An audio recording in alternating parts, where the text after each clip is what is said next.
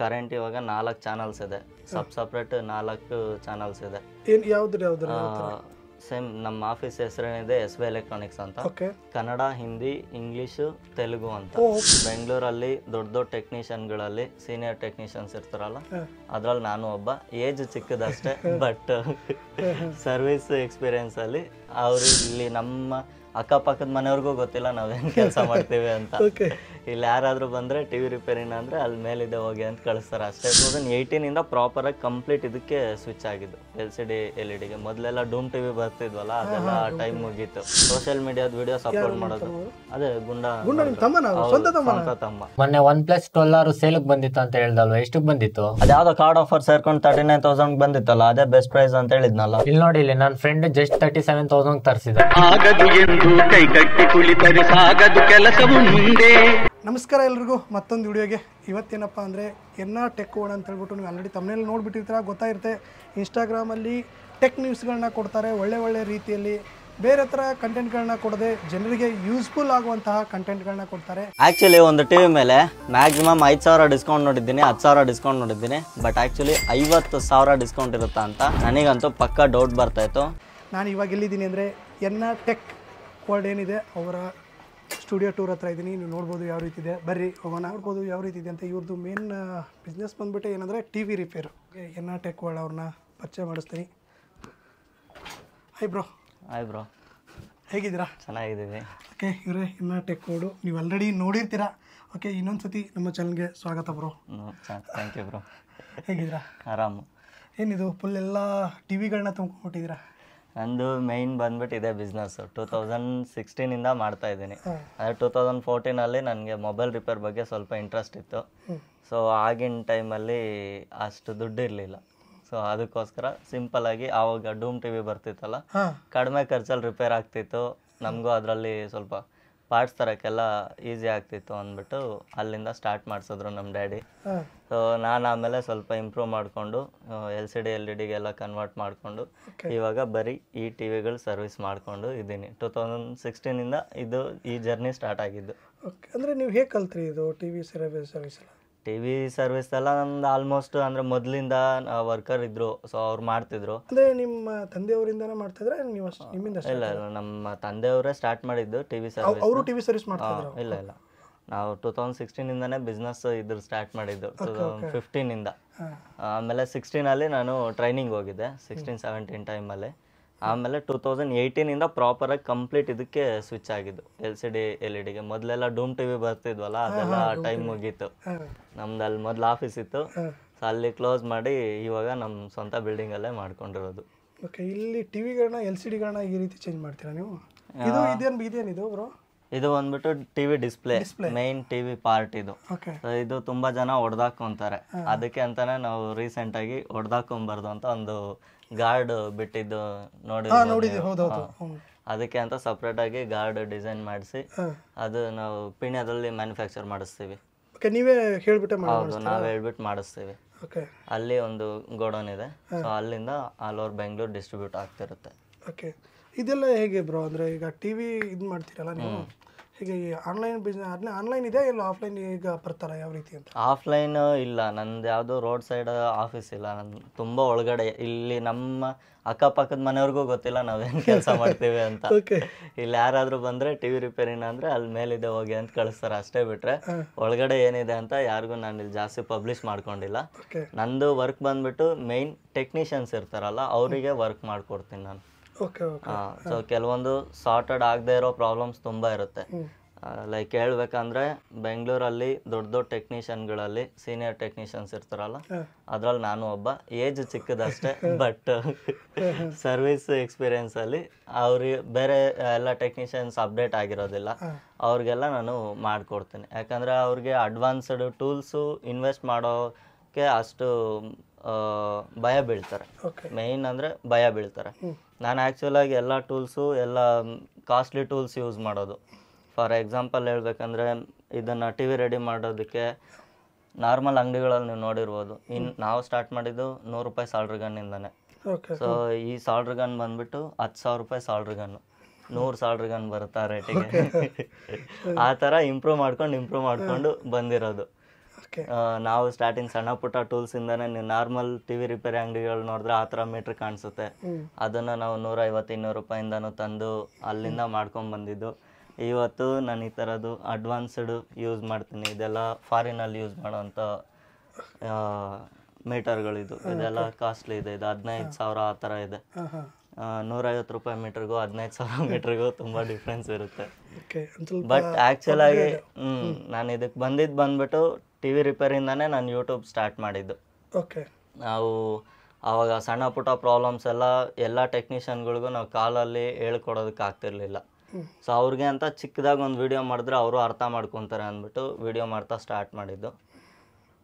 Video ಮಾಡ್ಬೇಕಂದ್ರೆ ನಿಮ್ಗೆ ಗೊತ್ತಾಯ್ತು, ಸಣ್ಣ ಪುಟ್ಟ ಒಂದೊಂದೇ ಗ್ಯಾಜೆಟ್ಸ್ ಆ್ಯಡ್ ಆಗುತ್ತೆ. ಗ್ಯಾಜೆಟ್ಸ್ನ ನಮ್ಮ ಟಿ ವಿ ಟೆಕ್ನಿಷಿಯನ್ಗಳಿಗೆ ನಾವು ತೋರಿಸಿದ್ರೇನು ಯೂಸ್ ಇಲ್ಲ. ನಾನು ಈ ಥರ ಕ್ಯಾಮ್ರಾ ತೊಗೊಂಡೆ, ಮೈಕ್ ತೊಗೊಂಡೆ, ನಾನು ಪಿ ಸಿ ಬಿಲ್ಡ್ ಮಾಡಿಸ್ದೆ, ನನ್ನ ಆಫೀಸ್ಗೆ ಇಂಟರ್ನೆಟ್ ಹಾಕ್ಸಿದೆ ಅಂದರೆ ಯಾರಿಗೂ ಅರ್ಥ ಆಗೋದಿಲ್ಲ. ಅವರಿಗೇನು ಪ್ರಾಬ್ಲಮಿಗೆ ಸೊಲ್ಯೂಷನ್ ಬೇಕಷ್ಟೆ. ನಮ್ಮ ಹುಡುಗ್ರು ಏನು ಮಾಡಿದ್ರು ಅಂದರೆ ಹೆಂಗೂ ಒಂದೊಂದು ಗ್ಯಾಜೆಟ್ಸ್ ತರಿಸ್ತೀಯಲ್ಲ, ಟೆಕ್ ಚಾನಲ್ ಒಂದು ಮಾಡಿಬಿಡ್ಬೋದಲ್ಲ, ಅದನ್ನೇ ಅನ್ಬಾಕ್ಸು ಮತ್ತು ರಿವ್ಯೂ ವೀಡಿಯೋಸ್ ಕೊಟ್ಟರೆ ಅವ್ರಿಗೂ ಯೂಸ್ಫುಲ್ ಆಗುತ್ತೆ. ನೀನೇನು ಯೂಸ್ ಮಾಡ್ತೀಯ ಅಂತ ಅವ್ರಿಗೂ ಒಂದು ನಾಲೆಡ್ಜ್ ಸಿಗುತ್ತೆ ಅಂತ ಹೇಳಿದ್ರು. ಅದಕ್ಕೆ ಲಾಸ್ಟ್ ಇಯರ್ ನವಂಬರಿಂದನೇ, ಲಾಸ್ಟ್ ಇಯರ್ ಅಲ್ಲ ಅದ್ರ ಹಿಂದಿನ ಇಯರ್ 2022 ನವಂಬರಿಂದ ಟೆಕ್ ಚಾನಲ್ ಸ್ಟಾರ್ಟ್ ಮಾಡಿದ್ದು. ಓಕೆ, ಇವಾಗ ಇಲ್ಲಿದೆಯಲ್ಲ ಇದೆಲ್ಲ ಏನಿದು ಯಾವ ರೀತಿ ಅಂತಂದರೆ ಇದು ನಿಮ್ಮದು ಬಾಡಿಗೆ ಅಲ್ಲ ಇದು ಇರೋದು? ಇಲ್ಲ, ಸ್ವಂತ ಇರೋದು. ಓಕೆ, ಅಂದರೆ ತುಂಬ ಇದೆ ಇವೆಲ್ಲ. ನೋಡಿ ಇವೆಲ್ಲ ಇಷ್ಟೊಂದು ಇದೆಯಲ್ಲ, ಏನು ಇದು ನಿಮಗೆ ಅಂದರೆ ಓಲ್ಡ್ ಪಾರ್ಟ್ಸ್ ಇದೆಲ್ಲನೂ? ಇಲ್ಲ, ಓಲ್ಡ್ ಪಾರ್ಟ್ಸ್ ಅಲ್ಲ ಇದು. ಇವಾಗ ನಿಮಗೆ ಟಿ ವಿ ಓಪನ್ ಇದ್ದಿದ್ರೆ ತೋರಿಸ್ತಿದೆ. ಫಾರ್ ಎಕ್ಸಾಂಪಲ್ ಇದೇ ಒಂದು ಬೋರ್ಡ್ ತೊಗೊಳ್ಳಿ. ಒಬ್ರು ಯಾರಿಗೋ ಟೆಕ್ನಿಷಿಯನ್ಗೆ ಪ್ರಾಬ್ಲಮ್ ಬಂದಿದೆ, ಅವ್ರಿಗೆ ಬೋರ್ಡಲ್ಲಿ ಪ್ರಾಬ್ಲಮ್ಮು. ನನಗೆ ಚೆಕ್ ಮಾಡೋದಕ್ಕೆ ಫುಲ್ ಟಿವಿನೇ ಬೇಕು. ಅವ್ರ ಟಿ ವಿ ಅಲ್ಲಿಂದ ಕಳ್ಸೋಕ್ಕಾಗಲ್ಲ. 20 ಕಿಲೋಮೀಟ್ರೇ ಆಗಲಿ ಬಿಡಿ, ಯಶವಂತಪುರದಿಂದ ಫುಲ್ ಟಿ ವಿ ಅವ್ರು ತರೋದಕ್ಕಾಗಲ್ಲ. ಜಸ್ಟ್ ಈ ಥರ ಬೋರ್ಡ್ ತೊಗೊಂಬಂದ್ರೆ ಸೇಮ್ ಟು ಸೇಮ್ ಮಾಡಲ್ಸು ತುಂಬ ಟಿ ವಿ ಸ್ಪೇರ್ಸ್ ಇರುತ್ತೆ.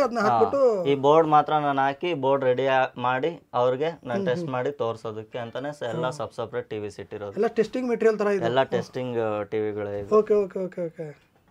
ಅದಕ್ಕೋಸ್ಕರ ಇದು ಎಲ್ಲ ಟಿ ವಿಸ್ ಈ ಥರ ಇಟ್ಟಿರೋದು. ಆ ಕಡೆ ಇರೋದೆಲ್ಲ ಸ್ಕ್ರಾಪ್ ಟಿವಿಸ್, ಅದೆಲ್ಲ ವೇಸ್ಟ್. ಇದ್ರಲ್ಲಿ ಸುಮಾರು ಟಿವಿ ನಾನು ಇಷ್ಟಪಟ್ಟು ಪರ್ಚೇಸ್ ಮಾಡಿರೋವು ಕೆಲವೊಂದು ಟಿವಿ ಇದೆ. ಈ ಟಿವಿನ ಯೂಸೇ ಮಾಡೋದಿಲ್ಲ, ಬಟ್ ಇಷ್ಟ ಆಯ್ತು ತಗೊಂಡು ಇಟ್ಕೊಂಡಿದ್ದೀನಿ.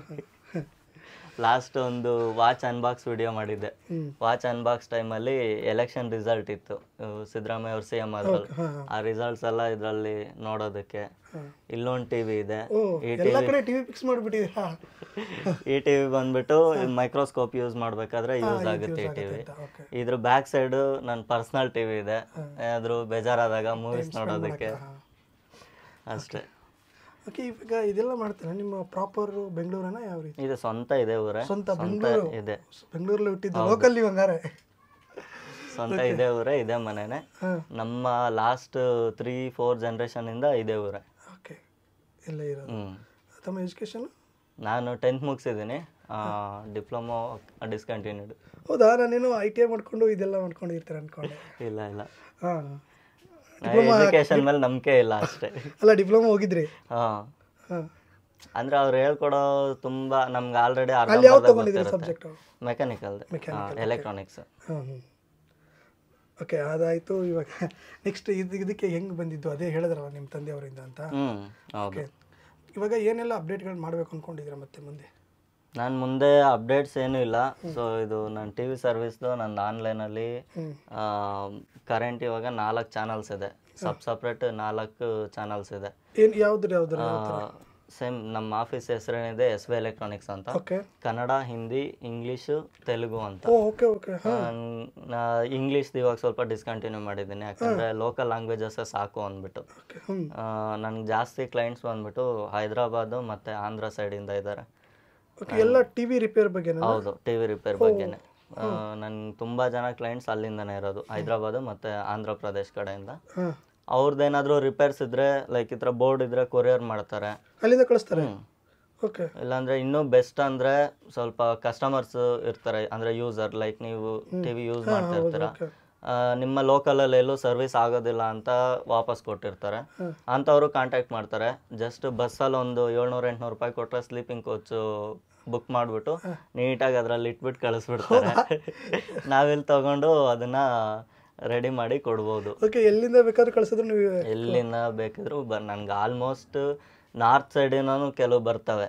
ನಾರ್ತಿಂದ ಸ್ವಲ್ಪ ಕಮ್ಮಿ ಹೇಳ್ಬೇಕಂದ್ರೆ. ನಾರ್ತ್ ಅಂದ್ರೆ ಅಸ್ಸಾಮಿಂದ ಇಲ್ಲ ಡೆಲ್ಲಿ ಕಡೆಯಿಂದ ಇಲ್ಲ ಡೆಹ್ರಾಡೂನು ಆ ಕಡೆಯಿಂದ ಎಲ್ಲ ಬರುತ್ತೆ. ಬರುತ್ತೆ. ನಂದು ರೆಗ್ಯುಲರ್ ಡೈಲಿ ಪಾರ್ಸಲ್ ಇದ್ದೇ ಇರುತ್ತೆ. ಡೈಲಿ ನಾವು ಇಲ್ಲಿಂದ ಕಳ್ಸೋದಾಗಿರ್ಬೋದು ಅಥವಾ ಅಲ್ಲಿಂದ ಬರೋದಾಗಿರ್ಬೋದು ಡೈಲಿ ಇದ್ದೇ ಇರುತ್ತೆ.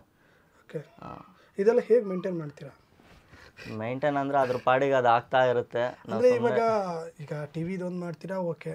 ಈ ಟಿವಿದು ಇಲ್ಲಿ ಲೋಕಲ್ ಮಾಡೋದಕ್ಕೂ ಅದು ಅವ್ರ ಜೊತೆ ಅಲ್ಲಿರೋರ ಜೊತೆಗೆ ಬೇರೆ ರಾಜ್ಯದಲ್ಲಿ ಇರೋರ ಜೊತೆಗೆ ಕಾಂಟ್ಯಾಕ್ಟ್ ಮಾಡಬೇಕು, ಅವ್ರ ಜೊತೆ ಕಾಂಟ್ಯಾಕ್ಟ್ ಮಾಡಿ ಈ ರೀತಿ ಹಾಕಿ ಇಲ್ಲ ಹಾಕಿ ಅಂತ ಹೇಳ್ಬಿಟ್ಟು ಪ್ರೊಸೆಸ್ ಇರುತ್ತೆ, ಅದು ಟೈಮ್ ತಗೊಳುತ್ತೆ. ಅದೆಲ್ಲ ಹೇಗೆ ಮ್ಯಾನೇಜ್? ಅದು ಕಂಪ್ಲೀಟ್ ಕಾಲ್ಸ್ ಏನಿದ್ರು ನಾನು ಯಾವುದೇ ಕಾಲ್ಸ್ ಅಟೆಂಡ್ ಮಾಡೋದಿಲ್ಲ. ಫೋನ್ ಕಾಲ್ಸ್ ಎಲ್ಲ ನನ್ನ ತಮ್ಮನೇ ಹ್ಯಾಂಡಲ್ ಮಾಡೋದು. ಪ್ರತಿಯೊಂದು ಟಿವಿ ರಿಪೇರ್ದಾಗಿರ್ಬೋದು, ಎನಿಥಿಂಗ್, ಮನೆದಾಗಿರ್ಬೋದು, ರಿಲೇಟಿವ್ಸ್, ಪರ್ಸನಲ್, ಎನಿಥಿಂಗ್, ಯಾವುದೇ ಫೋನ್ ಕಾಲ್ಸ್ ಎಲ್ಲ ಅವನೇ ಅಟೆಂಡ್ ಮಾಡೋದು. ಸೋಷಿಯಲ್ ಮೀಡಿಯಾದೇನಿದ್ರು ಎಲ್ಲ ನಾನು ಅಟೆಂಡ್ ಮಾಡೋದು. ಹೌದು, ಸೋಷಿಯಲ್ ಮೀಡಿಯಾದ ವಿಡಿಯೋಸ್ ಅಪ್ಲೋಡ್ ಮಾಡೋದು ಅದೇ ಗುಂಡ ಸ್ವಂತ ತಮ್ಮ.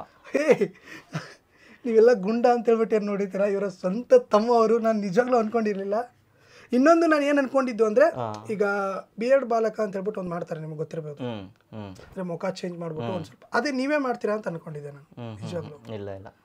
ಆಮೇಲೆ ಎಲ್ಲ ನೋಡ್ತಾ ಗೊತ್ತಾಗೋಯ್ತು ಇದಕ್ಕೆ ಸಪ್ರೇಟ್ ಇದ್ದಾರೆ ಅಂತ ಹೇಳ್ಬಿಟ್ಟು. ಓಕೆ, ನಂದು ನೆಕ್ಸ್ಟ್ ಪ್ಲಾನಿಂಗ್ ಏನಂದ್ರೆ, ತುಂಬಾ ಜನಕ್ಕೆ ತುಂಬಾ ಸಮಸ್ಯೆಗಳಿದೆ. ಆ ಸಮಸ್ಯೆಗಳನ್ನ ಕ್ಲಿಯರ್ ಮಾಡ್ತಾ ಹೋಗ್ಬೇಕು. ಸಮಸ್ಯೆ ಅಂದ್ರೆ ಅವ್ರ ಪರ್ಸನಲ್ ಸಮಸ್ಯೆ ಅಲ್ಲ, ಟಿವಿ ರಿಲೇಟೆಡ್ ಆಗಿರ್ಬೋದು, ಸೋಷಿಯಲ್ ಮೀಡಿಯಾ ರಿಲೇಟೆಡ್ ಆಗಿರ್ಬೋದು, ಅಥವಾ ಅವ್ರ ಪರ್ಚೇಸಸ್ ಮಾಡೋದ್ರಲ್ಲಾಗಿರ್ಬೋದು, ಎಲೆಕ್ಟ್ರಾನಿಕ್ಸ್, ಎವ್ರಿಥಿಂಗ್, ಏನಾದರೂ ಟೆಕ್ ಸಪೋರ್ಟ್. ಫೈನಲ್ ಆಗಿ ಹೇಳ್ಬೇಕಂದ್ರೆ ಟೆಕ್ ಸಪೋರ್ಟ್. ಟೆಕ್ಕಲ್ಲಿ ಏನೇ ಇದ್ರು ಅದನ್ನ ಸಾರ್ಟ್ ಔಟ್ ಮಾಡಿಕೊಡ್ಬೇಕು ಅಂತ ಪ್ಲಾನ್ ಮಾಡ್ತಾ ಇದ್ದೀನಿ. ಮತ್ತು ಅದ್ರ ಜೊತೆಗೆ ಸ್ವಲ್ಪ ಜನರ ಜೊತೆ ಅವ್ರಿಗಿರೋ ಇಶ್ಯೂಸ್ ಎಲ್ಲ ತಿಳ್ಕೊಳ್ಳೋದಕ್ಕೆ ಇನ್ಸ್ಟಾಗ್ರಾಮ್ ಸಾಲ್ತಾ ಇಲ್ಲ. ಇನ್ಸ್ಟಾಗ್ರಾಮಲ್ಲಿ ತುಂಬ ಮೆಸೇಜಸ್ ಮಿಕ್ಸ್ ಆಗಿಬಿಟ್ಟಿದೆ.